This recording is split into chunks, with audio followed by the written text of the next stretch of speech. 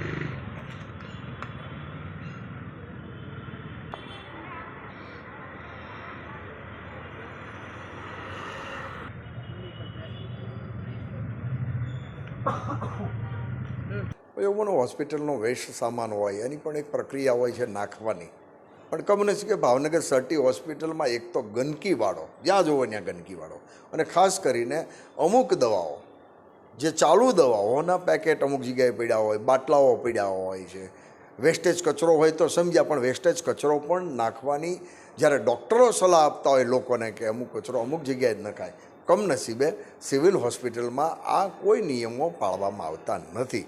અનેકવાર રજૂઆત કરવા છતાં પણ હજી પણ કૂતરાઓનો ત્રાસ છે, અનેક જગ્યાએ સ્ટ્રક્ચર બધાએ સાધનો છે એ પણ તૂટી ગયા છે, પણ હું એવું માનું છું કે આ સિવિલ હોસ્પિટલમાં આ શાસકોને અધિકારી ફક્ત બહુ મોટી વાતો કરે છે, નહીં કે એના જે પરિણામો, સારા પરિણામો એ લાવી શકતા નથી।